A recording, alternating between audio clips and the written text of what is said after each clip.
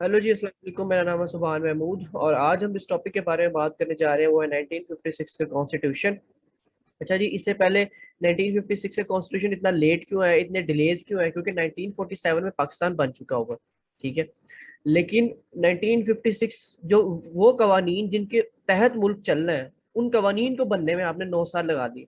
तो इसके पीछे क्या मसले मसाइल है, वो मैं पिछली वीडियो में डिस्कस कर चुका हूँ। आप इसी प्लेलिस्ट, जो पाकिस्तान अफेयर्स की प्लेलिस्ट है, मेरे चैनल पर जाकर देख सकते हैं, जिसके अंदर मैंने ना सिर्फ कॉन्स्टिट्यूशन को डिस्कस किया गया है, बल्कि पूरी पाकिस्तान की हिस्ट्री को भी उन्हीं लेक्चर सीरीज के अंदर डिस्कस किया है। सो अगर आप सीएसएस या पीएमएस की तैयारी कर रहे हैं तो ये लेक्चर सीरीज आपके लिए बेस्ट है, या किसी भी कॉम्पिटेटिव एग्जाम की तैयारी कर रहे हैं तो उसके लिए हिस्ट्री जानना आपके लिए बहुत जरूरी है। अच्छा जी, कॉन्स्टिट्यूशन के बारे में देख लेते हैं। 1956 से कॉन्स्टिट्यूशन इसको स्टार्ट करते हैं। सबसे पहले तो ये कि ये 23 मार्च 1956 में प्रोड्यूस किया गया, 1956 में पास किया गया। प्रोड्यूस तो वो काफी पहले से हो रहा था, लेकिन 23 मार्च 1956 को ये पेश किया गया और इसे पास किया गया। सिकंदर मिर्जा तो ये थे जिन्होंने इसको पेश किया, और ये फोर्थ गवर्नर जनरल थे और ये लास्ट गवर्नर जनरल थे। ये एमसीक्यू बड़ा मशहूर है कि ये पूछते हैं लास्ट गवर्नर जनरल कौन सा था। वो था हमारा सिकंदर मिर्जा साहब, और यही बने थे पहले प्रेसिडेंट भी, ठीक है। सो कह लें इन्होंने ही कॉन्स्टिट्यूशन पेश किया, इन्होंने ही सारा सिस्टम बनाया, और फिर ये उसी के प्रेसिडेंट ने इन्होंने अपने आप को मुंतखब करवा दिया। सो पहले से गवर्नर जनरल क्योंकि मुंतखब थे, तो इन्होंने खुद ही कह लें कि 2 साल की इनकी गवर्नमेंट रहेगी थी, तो उसके अंदर इन्होंने ये कॉन्स्टिट्यूशन दिया और अपने आप को प्रेसिडेंट जो है वो मुंतखब करवा दिया। सो पार्लियामेंट्री फॉर्म ऑफ गवर्नमेंट इन्होंने दिया था, जिसके अंदर पार्लियामेंट होगी, लेकिन ये क्या था, ये यूनिकैमरल था। आपको पता है कि जो हमारा लास्ट कॉन्स्टिट्यूशन जो अभी चल रहा है, 1973 का कॉन्स्टिट्यूशन, उससे पहले जितने भी कॉन्स्टिट्यूशन आए थे वो सारे यूनिकैमरल थे। मतलब उसमें सेनेट एग्जिस्ट नहीं करता था। अभी तो दो हाउसेज एग्जिस्ट करते हैं ना, एक अपर हाउस और एक लोअर हाउस, ठीक है। सो ये क्या होता है, कोई भी आपने कानून पास करना होता है तो वो अपर हाउस और लोअर हाउस दोनों से पास होना चाहिए। लेकिन पहले ऐसे नहीं होता था, ठीक है। जितने भी कॉन्स्टिट्यूशन पहले दो आए हैं उनके अंदर यूनिकैमरल होता था। यूनिकैमरल का मतलब है कि सिंगल हाउस होगा, वही जो फैसला करेगा वही मुल्क के लिए फैसला होगा, ठीक है। तो ये यूनिकैमरल था। इससे ये कि ज्यादातर पावर गवर्नमेंट के पास, जो गवर्नमेंट के मेन ऑफिशियल होते हैं उनके पास काफी पावर रहती है, ठीक है। सो ये हुआ कि जैसे सिकंदर मिर्जा साहब ने ये कॉन्स्टिट्यूशन पेश किया, उसके अंदर आपको पता है पार्लियामेंट्री फॉर्म ऑफ गवर्नमेंट में प्रेसिडेंट हेड तो होता है, लेकिन असल पावर किसके पास होती है? प्राइम मिनिस्टर के पास। अभी भी आप देख लें, प्राइम मिनिस्टर इमरान खान है या प्राइम मिनिस्टर शहबाज शरीफ है, तो मेन पावर्स किसके पास है? इमरान खान, शहबाज शरीफ के पास। और जो ममनून हुसैन है उनको कोई भी नहीं जानता, और जो प्रेसिडेंट है इस वक्त उनको कोई भी नहीं जानता। सो मेन ये बात इसको तब समझ आई जब सिकंदर मिर्जा साहब ने अपने आप को प्रेसिडेंट इलेक्ट करवा लिया, ठीक है। सिकंदर मिर्जा प्रेसिडेंट बन गए और कॉन्स्टिट्यूशन ये आ गया हुआ है और ये इम्प्लीमेंट होना शुरू हो गया हुआ है। इन्हें तब समझ आई कि यार मेरे पास तो कोई पावर्स ही नहीं रहे। सो अब पीएम के लिए इन्होंने इलेक्शंस करवाने थे, ठीक है। सो ये हुआ कि सिकंदर मिर्जा का टेन्योर एंड हो रहा था और इन्होंने इलेक्शंस करवाने थे, और इनको ये बात समझ आ गई कि यार मैं अगर प्रेसिडेंट रह भी लूँ इलेक्शंस के बाद भी, तो मेरे पास तो कोई पावर्स ही नहीं है। जब इन्हें ये बात समझ आई तो इन्होंने कहा कि जी अब मैं इलेक्शंस नहीं होने दूंगा, क्योंकि इलेक्शंस होंगे, पीएम आएगा, पावर्स उसके पास जाएंगी, मेरे पास कुछ रहेगा ही नहीं। क्योंकि आप पहले गवर्नर जनरल थे, गवर्नर जनरल के पास बहुत एक्सट्रीम पावर्स हुआ करती थी, आपकी सारी पावर्स आपके हाथ से चलेगी। खैर इस पे कह लें कि वो ये कि ना खेलूंगा ना खेलने दूंगा, इसके ऊपर इन्होंने ये पॉलिसी अपनाई और इलेक्शंस जो है उनको रोकने की कोशिश की। इससे क्या हुआ कि स्ट्राइक्स वगैरह स्टार्ट हो गए पॉलिटिकल पार्टीज की, क्योंकि आपने इसके अंदर सारे राइट्स भी दिए हुए थे कि आप एहतजाज भी कर सकते हैं, आप सब कुछ कर सकते हैं। तो पॉलिटिकल पार्टीज की स्ट्राइक्स तो शुरू हो गई, लोग सड़कों पे निकल आए। जिसकी वजह से क्या हुआ, इन्होंने खुद अयूब खान साहब को इनवाइट किया मार्शल लॉ के लिए, और मुल्क में एक बार फिर जो है वो मार्शल लॉ लग गया, और सिकंदर मिर्जा ने ही खुद ही इसको एब्रोगेट कर दिया। उन्होंने ही पेश किया और उन्होंने खुद ही उसको एब्रोगेट कर दिया 1958 में, कि ये कॉन्स्टिट्यूशन जो है वो पाकिस्तान के साथ नहीं चल सकती। अब इस कॉन्स्टिट्यूशन के पॉइंट्स देख लेते हैं क्या क्या थे। एक तो जी इसके अंदर 234 आर्टिकल्स थे, ठीक है। अभी वाले के अंदर मेरे ख्याल से 280 आर्टिकल्स है, लेकिन वो जब हम वो लेक्चर पढ़ेंगे तो उसके अंदर कंफर्म मैं आपको बता दूँ। और पाकिस्तान का नाम इस्लामिक रिपब्लिक ऑफ पाकिस्तान रखा जाएगा। अच्छा, इससे अगला जो कॉन्स्टिट्यूशन आने वाला है 1962 का, उसके अंदर पाकिस्तान का नाम सिर्फ रिपब्लिक ऑफ पाकिस्तान रह जाएगा, ठीक है। सो इसलिए ये नाम मेंशन करना जरूरी था, क्योंकि ये नाम भी आहिस्ता आहिस्ता चेंज होते रहे। ठीक है, अभी इस्लामिक रिपब्लिक पाकिस्तान है, फिर रिपब्लिक ऑफ पाकिस्तान हो जाएगा, फिर इस्लामिक रिपब्लिक ऑफ पाकिस्तान हो जाएगा। प्रियम्बल, प्रियम्बल क्या होता है? कोई भी चीज, कोई भी डेफिनेशन जो कि पूरे चैप्टर को डिफाइन कर दे। जैसे कि अगर आपकी कोई बुक है, ठीक है, और उसका क्योंकि चैप्टर्स में बुक होती है ना, जैसे बायोलॉजी की बुक है आपकी, लेट अस सपोज कोई चैप्टर है जो कि एनिमल्स के ऊपर है, जिसके अंदर सारा कुछ एनिमल्स को डिस्कस किया गया। सो वो उस चैप्टर का एक मेन डेफिनेशन होगी जो कि स्टार्ट में उस पूरे चैप्टर की बातों को एक डेफिनेशन के अंदर वो बताएंगे। उस डेफिनेशन को कह लो प्रियम्बल कहते हैं। सो वो कोई भी डेफिनेशन जो कि पूरे चैप्टर या जो भी आप कंटेंट लिख रहे हैं उस पूरे कंटेंट को एक, दो या तीन लाइनों में या उसमें डिफाइन कर दें, उसको बोलते हैं प्रियम्बल। ठीक है। सो ऑब्जेक्टिव रेजोल्यूशन हमारा प्रियम्बल थी, या इसको बोलते हैं बैक सपोर्ट भी कह लो आप प्रियम्बल को। या जिस जिस चीज के ऊपर आपका पूरा जो कंटेंट है वो मुनसिर करता हो, जिस चीज से आपने बनाया हो सारा कंटेंट, वो होता है प्रियम्बल। ठीक है। सो ऑब्जेक्टिव रेजोल्यूशन, ऑब्जेक्टिव रेजोल्यूशन भी समझने वाली चीज है। ये क्या है? क्योंकि ये बार बार कहते हैं जी हमारा जो कॉन्स्टिट्यूशन था ना वो ऑब्जेक्टिव रेजोल्यूशन के ऊपर बेस करते हैं, पर ऑब्जेक्टिव रेजोल्यूशन है क्या? अच्छा, ऑब्जेक्टिव रेजोल्यूशन 1949 में पास की थी लियाकत अली खान ने। ये ऑब्जेक्टिव रेजोल्यूशन एक कह लें एक रेजोल्यूशन है, एक एक उस टाइम के कह लें जैसे कॉन्स्टिट्यूट अमेंडमेंट होती है ना, वैसे एक अमेंडमेंट के तौर पे पेश किया गया था, क्योंकि उस टाइम हमारा कॉन्स्टिट्यूशन तो था नहीं, हमने फोटो कॉपी किया हुआ था ब्रिटिश ने जो रूल्स वगैरह दिए थे सब में। तो उन रूल्स के अंदर इजाफा करने के लिए एक रेजोल्यूशन पेश की गई ऑब्जेक्टिव रेजोल्यूशन के नाम से, जिसके अंदर ये था कुछ 4, 5 या 8 वो थी आर्टिकल्स थे। उसके अंदर ये था कि जी हाकिमियत अल्लाह ताला की होगी, ठीक है, सॉवरेनिटी इस्लाम की होगी, इस पाकिस्तान का नाम इस्लामी जमहूरिया पाकिस्तान होगा, और ये था कि हर बंदे को उसके हकूक मिलेंगे, फंडामेंटल राइट्स होंगे सबके पास, फ्रीडम ऑफ स्पीच होगी, और जो माइनॉरिटीज हैं उनकी प्रोटेक्शन की जाएगी।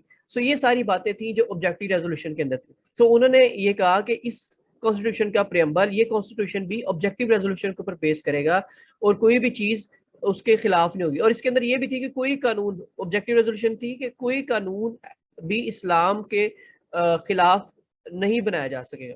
ठीक है, जो कि इस्लाम के अंदर नहीं होगा और वो कानून नहीं बनाया जा सकता। लेकिन अभी भी आप देखते हैं कि ये ऑब्जेक्टिव रेजोल्यूशन सिर्फ कहने को है, और कई ऐसे कवानीन मौजूद हैं अभी भी पाकिस्तान में जो कि इस्लाम के बिल्कुल खिलाफ है, जैसे कि सूद का सिस्टम पूरा जो पाकिस्तान के अंदर चल रहा है। अच्छा, पार्लियामेंट्री फॉर्म ऑफ गवर्नमेंट, ये मैंने आपको इसकी कहानी के अंदर आपको वैसे समझ आ गया होगा। पार्लियामेंट्री फॉर्म ऑफ गवर्नमेंट बनाया है जिसके अंदर फेडरल होंगे, प्रोविंसेस होंगे, दो यूनिट्स बना दिए गए। मतलब एक फेडरल यूनिट है। पहले ये फेडरल और प्रोविंसेस वाला कॉन्सेप्ट इतना नहीं था, पहले होता था सेंटर होता था, और ये अब फेडरल हो गया और फिर प्रोविंसेस हो गया। कुछ पावर्स फेडरल के पास है, कुछ पावर प्रोविंसेस के बाद है। लेकिन इसमें एक बात याद रखिएगा, सेंटर जो है ना वो स्ट्रॉन्ग है, सेंटर के पास पावर्स हैं, और प्रोविंसेस जो है उनके पास इतनी ज्यादा ऑटोनॉमी नहीं है, बट थोड़ी सी ऑटोनॉमी उनके पास भी है। और दूसरा यूनिकैमरल था, ये बात होगी हुई है। उर्दू और बंगाली दोनों को ऑफिशियल लैंग्वेज करार दे दी गई। ये सबसे अच्छी बात थी, क्योंकि इसके ऊपर बड़े मसले मसाइल शुरू में भी चले, और कई काफी देर कॉन्स्टिट्यूशन इसकी वजह से भी डिले हुआ, इस मसले की वजह से, क्योंकि कायदा आज़म ने कहा था कि हम उर्दू को ऑफिशियल लैंग्वेज बनाएंगे। लेकिन आपको पता है 53% जो आपकी पॉपुलेशन थी वो थी बंगाली। सो बंगाली को ऑफिशियल लैंग्वेज बनाना ही पड़ना था आपको। फिर जी ये मसला एक हल किया इस कॉन्स्टिट्यूशन ने। फिर फंडामेंटल राइट्स आपको सारे दिए गए, फ्रीडम ऑफ स्पीच दिया गया, freedom of media, freedom of strikes, ये सारा कुछ आपको दिया गया। और कह लें कि ये फंडामेंटल राइट्स देने की वजह से ही हमने थोड़ी सी तरक्की की, नहीं तो बिल्कुल भी तरक्की नहीं होनी थी। फिर जी ये सेमी रिजिड था। सेमी रिजिड का मतलब क्या होता है? सेमी रिजिड का ये मतलब होता है कि अमेंडमेंट करना इसमें आसान नहीं है। अमेंडमेंट करने के लिए आपको 2/3 अक्सरियत चाहिए, सादा अक्सरियत नहीं चाहिए।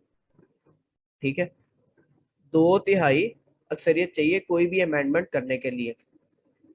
और जो रिजिड होगा उसके लिए तो बहुत ही होगा ना, और जो सॉफ्ट होगा ना, ये जो कह रहे हैं बिल्कुल ही वो होगा, वीक होगा, उसमें होगा अमेंडमेंट के लिए सिर्फ सादा अक्सरियत चाहिए। समझ रहे हैं? सो सेमी रिजिड में क्या होता है, अमेंडमेंट के लिए 2/3 अक्सरियत चाहिए। फिर जी इंडिपेंडेंस ऑफ जुडिशरी दी गई कि जी जो सुप्रीम कोर्ट बनाया गया, और ये सारे जो है ये बिल्कुल बगैर किसी प्रेशर के, बगैर किसी इदारे के अंडर चलेंगे, बिल्कुल इंडिपेंडेंट होंगे। इस्लामिक प्रोविजंस अवेलेबल थी इसके अंदर, उसकी हम अगली स्लाइड के अंदर बात करते हैं।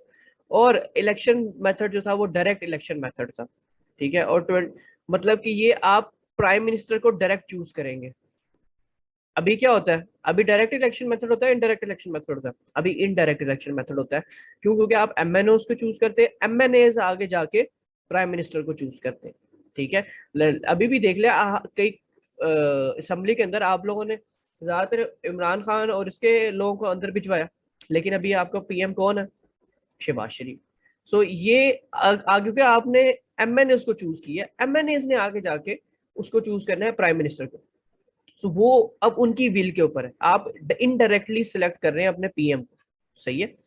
सो आपने तो इमरान खान को वोट डाला था, लेकिन आखिर में क्या हुआ कि इमरान खान के एमएनए उठ के दूसरी साइड पे चले गए और उन्होंने किसी और को पीएम मान लिया।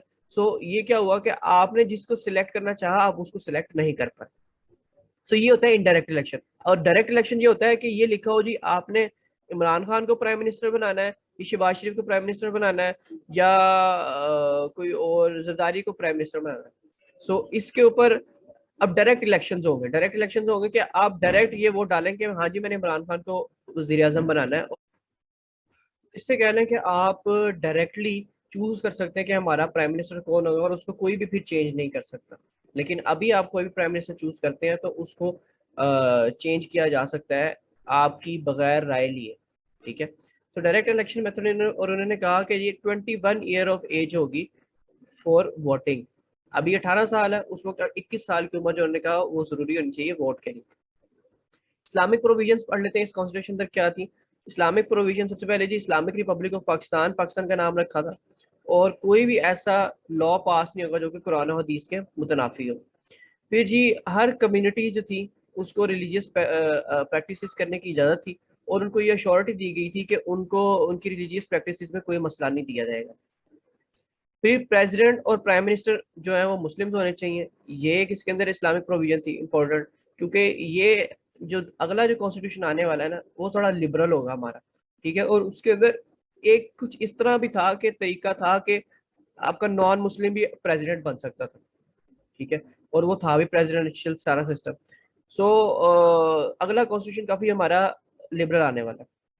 और ये था कि जी इस्लामिक लाइफस्टाइल को प्रमोट किया जाए और अदर जो लाइफस्टाइल है उनको डिस्करेज किया जाए। इससे ये मतलब नहीं है कि जो दूसरी रिलीजियस लोग हैं उनको उनको तंग किया जाए, लेकिन इससे ये मतलब था कि जो मुल्क में फहाशी फैल रही है या मुल्क में कोई भी ऐसी चीज फैल रही है जिससे इस्लामिक लाइफस्टाइल डिस्टर्ब हो रहा है उस चीज को डिस्करेज किया जाए, ठीक है। बाकी जो लोग अपना अलग कुछ काम कर रहे हैं तो उनको करने दिया जाएगा।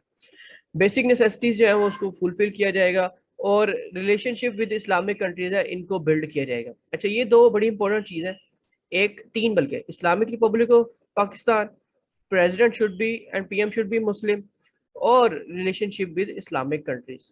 इसका आगे इम्पैक्ट क्या हुआ? इम्पैक्ट होना ही क्या था, बल्कि आपने अभी कॉन्स्टिट्यूशन बनाया और 2 साल के अंदर अंदर इसको एब्रोगेट कर दिया, तो आपका इसका इम्पैक्ट कुछ भी नहीं आया। और कह लें कि हम लोग डेमोक्रेसी की तरफ जाना अभी शुरू ही हुए थे कि हम दोबारा से मार्शल लॉ के अंदर आ गए। अब मार्शल लॉ खत्म नहीं होता, पहला के दूसरा मार्शल लॉ शुरू हो जाता है, क्योंकि अब आप सिकंदर मिर्जा भी आर्मी के कुछ जनरल या चीफ रह चुके थे, ठीक है। तो सो ज्यादातर अब मिलिट्री से लोग ही हुकूमत करने आ रहे थे। इसके बाद अगला कॉन्स्टिट्यूशन किस तरह आया और अगली क्या मुश्किलात आई उसको बनाने में, और उसके अंदर क्या क्या चीज़ें इंक्लूड थी, वो हम देखते हैं नेक्स्ट वीडियो में। इस वीडियो के लिए इतना ही। बाकी आप मेरी प्लेलिस्ट के अंदर जाके, पाकिस्तान अफेयर्स की प्लेलिस्ट के अंदर जाके आप ये सारी वीडियोस देख सकते हैं कि जिसके अंदर पाकिस्तान किस तरह बना और किस तरह की चीज़ें जो है वो चलती रही। इसके अलावा पॉलिटिकल साइंस और जनरल नॉलेज, इस्लामियात और भी कई सब्जेक्ट्स जो हैं उनकी हमने सीरीज स्टार्ट की है, साइकोलॉजी की सीरीज स्टार्ट की हुई है। सो आप इस चैनल को सब्सक्राइब कर लें ताकि आप total all in all CSS और PMS की तैयारी कर सकें।